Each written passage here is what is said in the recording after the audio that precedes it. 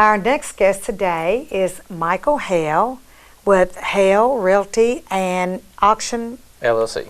LLC. Yep.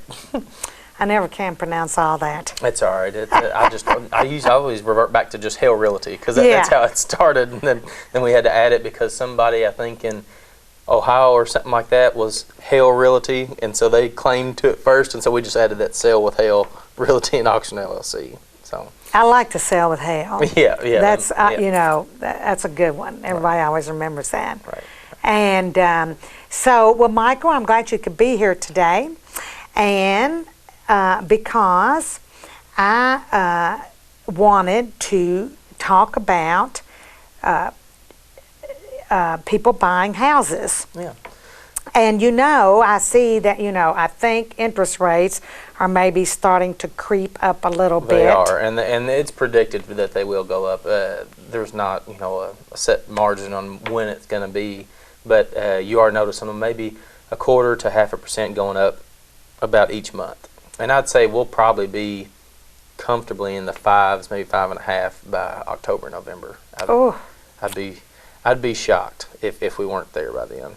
But it's just they've been so low for so long. I mean, it's been almost be just shy of 10 years that they've been at 4 and 3%. So it's time to buy something before to cash in on it. Yeah. Well, to me, of course, I think everybody. It's like health insurance. I think everybody deserves a home. Oh, absolutely. Yeah. But not a lot of people can afford, higher interest rates. Right. And, so I like to see them stay as low as possible for as long as possible, because there are people out there that, say, for example, young people, who haven't established good credit yet. Right. You know that you cannot get a loan to buy a house if you haven't established good credit. Having no credit is worse than bad credit. At least you have some type of history. That's what I tell people all the time. So, I mean, it's bad because when you're growing up as a kid, everybody tells you, oh, don't get credit cards and pay cash for everything. But in the long run, when it comes to buy a house, it doesn't help you. It backfires on you because there is no history of credit and things like that. And that's worse than bad credit? It's worse than bad credit. At least bad credit, there's a history of you not paying your bills. So at least there's some form of a paper trail, but it is awful. So how do you establish good credit? The easiest way is somebody that's 17 or 18 years old, they get a little credit card. I'm not talking like a $5,000 credit card, but like a $500 one or something like that. And just use it to fill your car up and then pay it off the next day or that night whenever you get home. And just do small things just to establish. And then like utility bills and stuff like that. And pay it in full? Oh, absolutely. Each month? Each month, yeah. Pay it off in full. And then just little things like that. Or you can go to the bank and get a little $500 loan or something like that and keep on it and pay it off, over next month or so or something like that. Just something to show that you're alive and that you're capable of being responsible and paying bills. And I guess, too, that other bills that say you might have, I guess for example, if you buy a car, so that's good, and you have to pay it on time, correct? Exactly. But your car payment each month? Each month on time. And I tell you what, it is tough because I do work with a lot of people that are younger than me, which is rare, but I do work with them. The big problem I try to tell them is they're looking to buy a house and their cell phone bill is still in their parents' name and the utility bills and the house that they're renting are in their parents' name. And I try to tell them, they said, well, I'll pay them back at the end of the month. I said, that's great, but right now your parents are getting the benefit of you paying your bills and stuff on time, so you really need to go ahead and transfer all those into your name if you're going to be the one that's actually paying for it. Because stuff like that, like cell phone bill, is a good example of paying something on time to establish credit. Yeah. So, and everything's based on credit now. Even insurance rates and things like that. So that a lot of people don't know that. So it's credit score is a big deal, especially and of course really big in the real estate world.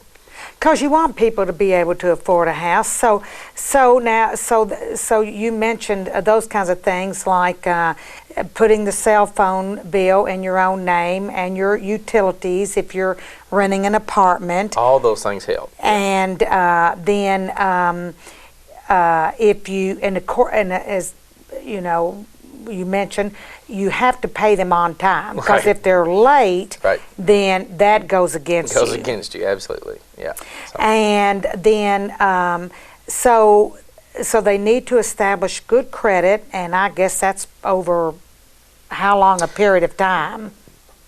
It varies. I mean, they obviously like to have it over a longer period of time, but a year or two, something like that, is always always good. So when you get to be 18, for sure, you need to start working on it. You need to start working yes, on it. Absolutely. And you don't need to do like a lot of students I've seen get a credit card and then max out that credit card and not be able to pay it back. Well, and then the worst thing is when they go off to college and they get the student loans and stuff like that, and they keep deferring them, and then they end up with those late payments and things like that. And that student loans, it's interesting. Student loans is the only lien that you have that bankruptcy won't get rid of. Wow. I've had to find that out a hard way a couple of times working for a few individuals, and so it's and if you were to declare bankruptcy, you're still required to pay those. Yep. So. Well, I guess because I guess they're to the government usually, and so exactly. And so the government's going to get paid. They're going to get paid. That's right. And so I tell you, it was a hard. I couldn't believe it. So make sure you pay your student loans. So okay, that's a good one. I'm glad you told us that. Yeah, it's getting people started on that process is always the most difficult. And then once you start doing it, working with a lender, whether it even be Little Charlie at State Farm or... they do home loans? They do. Gosh, I didn't know that. He didn't even bring it up. Well, I was focused on insurance today. Okay. Yeah. Well, I'll help them out. Yeah, or Springfield State Bank, or just getting involved with somebody that can help you. Yes, help you. You know, even if your credit's not there yet, they can tell you certain things to keep on doing. To get your credit. So even though you're not ready, say, to buy a house, it's good to get with a lender. Exactly. Maybe at your bank where you have your account. Yep. And discuss with them ways to improve your credit. Go ahead and tell them, say, hey, in the next 6 months to a year or something like that, I'm looking to buy a house. I want to know what I need to do, and this is what I think my credit score is and stuff like that, and then go off there. I mean, I tell you what, a lot of the ones I've been doing right now, for the most part, it's not as high as the credit rating as people think. I mean, 650 is about the number that you want. 650 is the credit score you want? That 650 and above. Okay. Yeah. So, and most people have this theory that it has to be 700. And so I've actually got lenders and things like that it's the 650 credit score, they're able to purchase a house. Good. So. Okay, so so they need to start working on that. And then I suppose too, I know there have been under the Obama administration, there was that first time home owners. Still available. Is that still available? Yep, it was out this year. I think all the money's gone, but it hit the first funds hit the beginning of March, I believe. But you need to have all your paperwork and stuff like that in the contract on the house that you want to buy before then. That way, when the money does hit, you're top of the list and you get funded. And it's a $5,000 welcome home grant. And what does that do? Does that gives you $5,000 back? It gives you $5,000 free money. So if you pay $80,000 for a house, you pay $75,000 and the government will pay $5,000. And that's still in existence. It is. Yep. And as of this year. As of this year. And you can apply for that. Yep. As in Springfield State Bank is who I've worked through most of them with. I'm sure it's available at other lenders and things like that, but they had the welcome home grant. And I've worked with several people. I did a lot more last year than I did this year, but it's just because I don't have as many of those first-time home buyer type houses for sale this year. I see. But and what's the interest rate on that? Was that ones locked this year, in? they are, yep. Uh-huh. The ones this year were 4.25, I think, on average. I see. Yeah.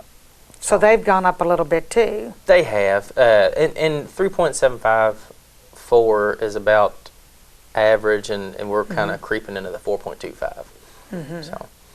Now, okay, so now, Michael, if someone, so that's a loan that they could get, a first-time home buyer, through the Springfield State Bank, Right. and then there are other, as you mentioned, State Farm has home, Yep. and now, so if someone comes to you and is interested in buying a house that they see that you have for sale, then you advise them of different places where they might get a loan? I typically, if they don't have somebody, most of the people, they have a checking account with Springfield State Bank, or they have a checking account with BB&T. Most of the time when they come and talk to me, they've already talked to BB&T or Springfield State Bank and say, hey, I've already talked to them. And U.S. Bank. Exactly, We got U.S. Bank here too. But if they haven't, then I go ahead and tell them, I say, well, your mortgage companies, like the Stockton Mortgage over in Lebanon, or BB&T can do them too, those secondary market loans. Those are where if you just want the interest rate to be low, that's where you'll get your best deals on interest rates. But they don't hold your loan. They'll sell it almost 30 days after to some other mortgage company. So you'll constantly have to keep a paper trail over the next 30 years, which is the most mortgage, terms on them. You have to constantly keep a paper trail in the mail to see how often they sell your note. But if you stick with one of the local banks, then that note's always there. But your interest is going to be just a little bit higher because you've got that security of knowing if you ever have a problem, you're going to make a late payment, and you can go in and see somebody, rather than just getting on a call center and having to call somebody that has the loan that they bought, that you've never got to meet. So I see. It kind of depends on the person. I tell them, if you don't care, about seeing anybody, which most people in my generation, all the stuff they do is through text, email, and stuff like that. They don't care to be person to person, so it don't matter. They're not going to come in and talk to somebody. So they'll go through like Stockton Mortgage or something like that, where they can get those low 3.75 interest rates and things like that. So. Isn't that funny? Yeah. Now, we older people, I like to see somebody in person. Oh, I am too. I'm probably the oldest young person most people have ever met. So I'd rather go in, if I've got a problem, I'd rather go ahead and just talk to somebody and get it over with. Yeah. But that's not the case of a lot of people that I'm working with. They could care less as long as they get what they want. They're fine. So. Yeah, that's interesting. So then, okay, so if someone is interested in purchasing a home, then they see this house that they want and come talk with you, and then you advise them to talk with their bank or whoever or what, then and then how do you proceed? Normally what I do when they first come in, if they've got an idea of a house they want to look at, I do ask them. I'll still show them the house, but I ask them if they've been pre-approved. If they haven't, I go ahead and tell them, let's go ahead and get that done first, just because it makes everything else easier. Because in this odd market that we're in right now, where there's a lot of lookers and not a whole lot of sellers, if you find one you want, you need to be ready to make an offer on it, and you need to already have your financing in order. So normally when they come in, we'll get that squared away, and they'll get pre-approved, and then we'll go look at houses, and if they see one that they are interested in, we make an offer, and then of course go back and forth with the sellers and things like that till we come to an agreement on price. Yeah. So it's really important to have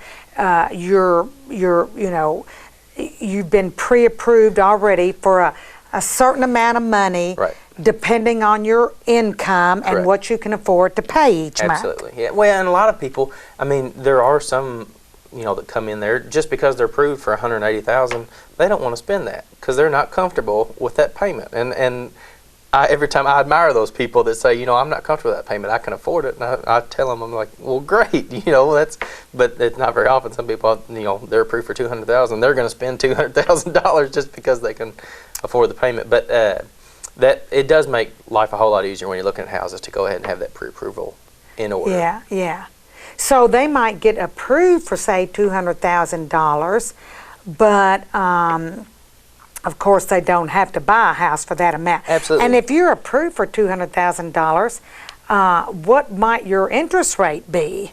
I mean, what might your payment be each month? I tell you what, that's what is mind blowing is right now, because the interest rates are so low. You know, I'm written contracts on $200,000 house right around 4% interest, and the payment's only like $1,000 a month, which I think, you know, years ago when interest was 6 or 7, it would have been $1,250, something like that.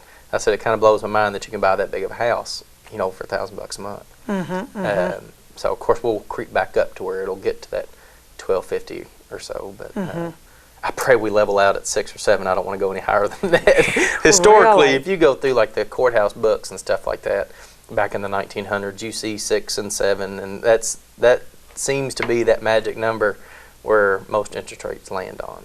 So yeah.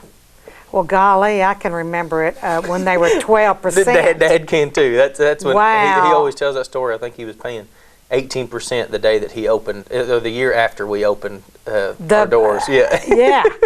So he. I mean, you just think, how did we make? Of course, things didn't cost as much then, but nevertheless, right. it still was all relative as far as what people were making, income, and things of that nature. You probably remember it. I think he said he had to sell burglar alarms to keep his ad in the paper to keep his real estate doors open because nobody was buying any property at 18%. Yeah, so, yeah. Anyway. I think that's when we bought our house at 18%. Yep. Our first house. So anyway, those were tough times. Absolutely, absolutely. So I'm glad to see it at a point where people can afford a home, you know. Absolutely. You can buy so much cheaper than you can rent. You know, that's not historically over the case, depending on the interest rates. But right now, I mean, an $80,000 house, the payment itself is not probably but maybe $410 a month.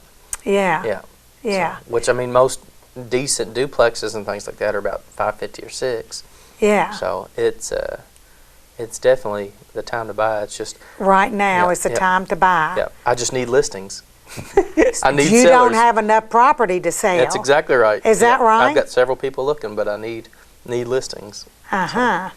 Well, Washington County, you know, we've had a lot more. I'm glad to see that we've had a lot more building going on. Absolutely. Yeah. And so we're getting, you know, more people are building new homes. And so I guess if you don't have a listing, you can sell property for someone absolutely. to buy I tell you, the land. I've been selling a lot of land, a lot of those 15 and 20 acre tracts. I've sold more of them in the past 2 months than I've probably sold the full 5 years I've been doing this. So. Yeah. So people are buying land and then they're building a home. Yep. Yeah. So. And I guess right now, hopefully, building a house is still is still affordable? It is for the most part. Now concrete and things like that and lumber, from what I've been told, have been going up. It is costing a little, well, it used to be $100 a square foot to build a house, and now I'm hearing it's maybe $120 to $125. So just for materials and things like that. Uh-huh. So, but I was listening the other day to the National Association of Realtors, and they said that first quarter that we had this year was the highest quarter increase from last year that we've ever seen since 2007. So that's a good thing. The highest quarter of increase in what? In real estate sales. In real estate sales. This year was since 2007. Yeah. Yeah, well, that's really encouraging then. Then sounds so, like the economy is looking up. Yeah. Yeah. So, and I think building was, if not equal, or maybe a little bit higher as well. So it was kind of hand in hand, which normally they do. When things are selling, normally you'll see a lot of building. Okay, okay. Now, tell me this: if someone wants to sell their house, maybe looking for something else to buy, then you know, they would contact a real estate agent to put the house up for sale. Yep. And I guess you got to be careful too about, you don't want to sell it before you've bought your other, or if you're building. There are several different ways to work that out. You know, I've got some right now where either, you know, we'll have a closing on a Friday and they might get 30 days possession, you know, still in the house, rent free, while they're either waiting to close on their other house.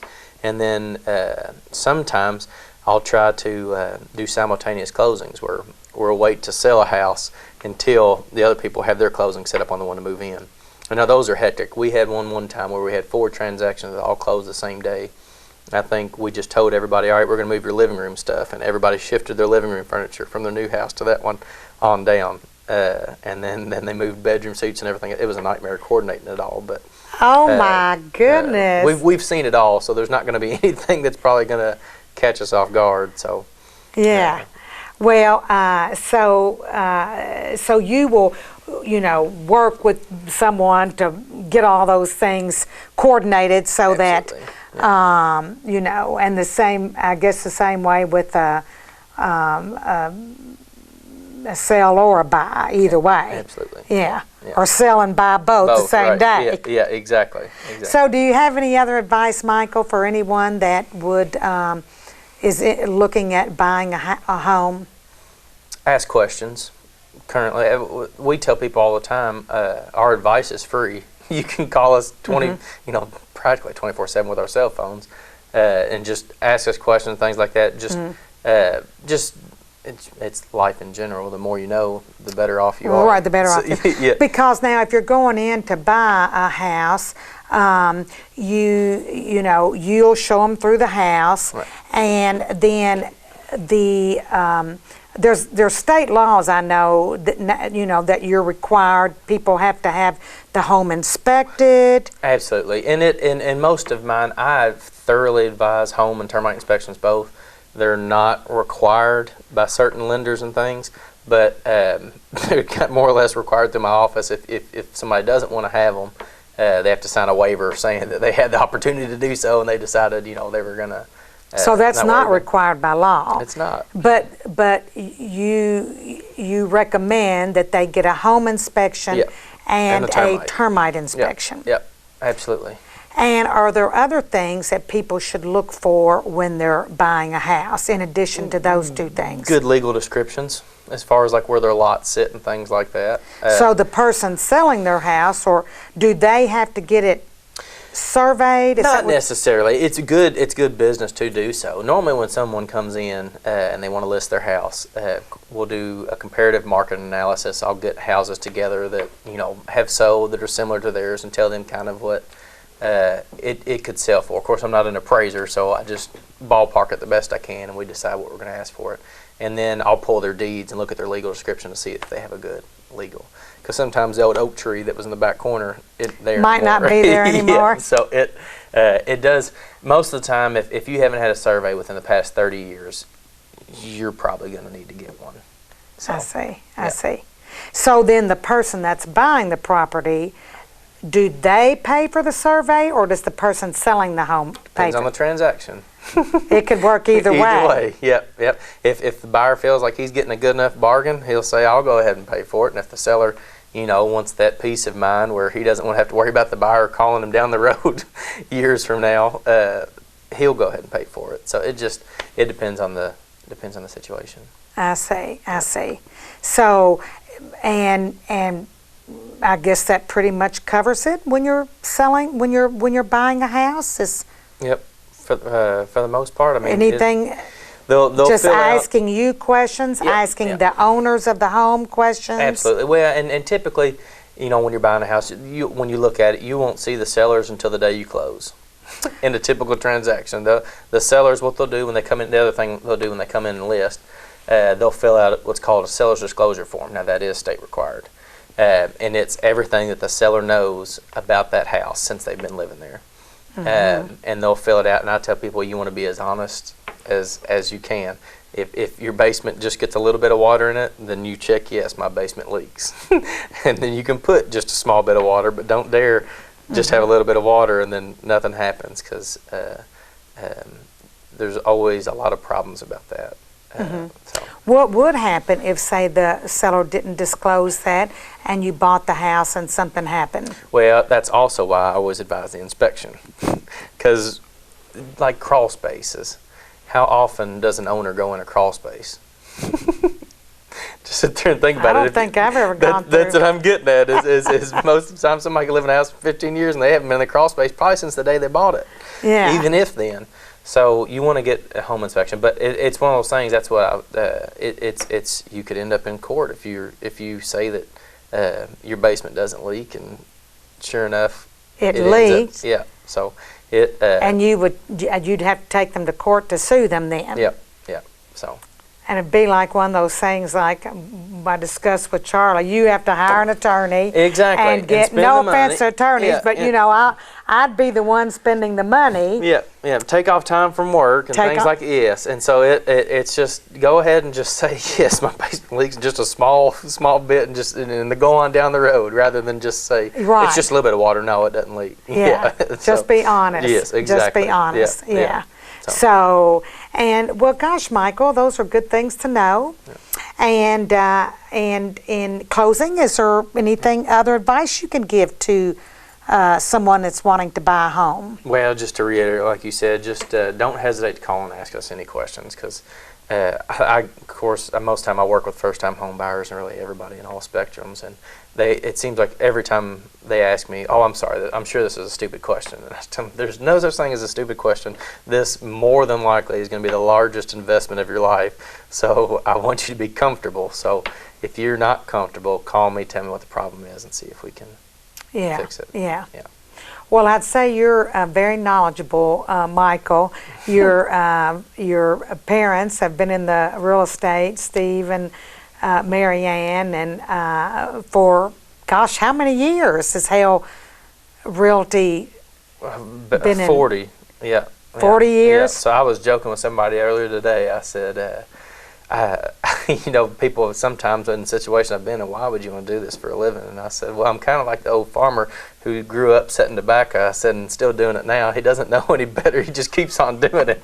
I said, it's kind of the point that I'm at when somebody asks me sometimes. It's like, I just don't know any better. I'm just keep on going.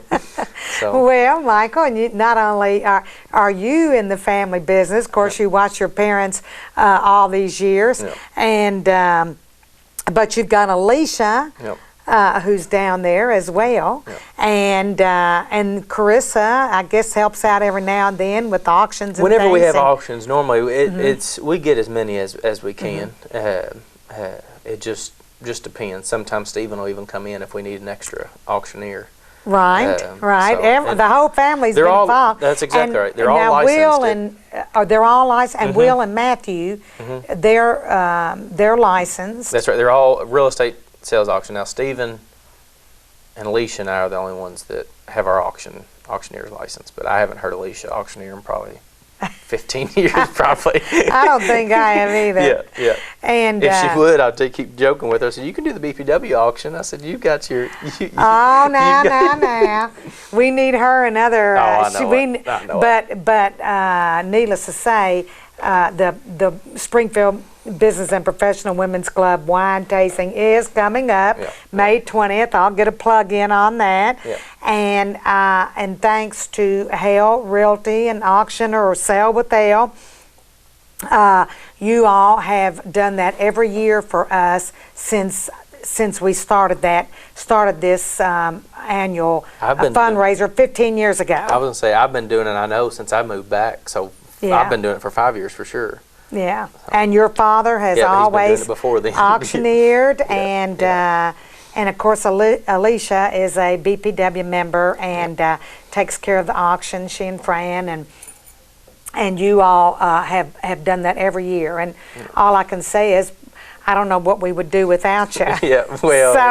So don't think you're going anywhere. Oh no, it's a bunch of fun, and if all I've got to do is send up there an auctioneer, it's no problem at all. Yeah. And then Matt and Will usually come in and they help too, and so they should be. It's on their schedule. Is it on the schedule? Good. They've been talking about it. So. Yeah. And see, they're all of legal age now, so they can. They'll invite their friends, and they might even buy a few auction items. Yeah. Well, that's the thing. They've all got jobs now. Yeah. So that's the big deal.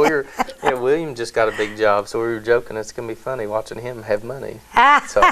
Anyway. Gosh, he's liable to buy something I this know year. it. That's right. Yeah, so, well, I just want to thank you for Yeah. being on here today. No problem at all. And so I have to say, too, like I said about Charlie, it's good to have sweet nephews that Yep. I have. Absolutely. And to be living right here in Springfield and helping out in our community. So thank you very much. No problem at all.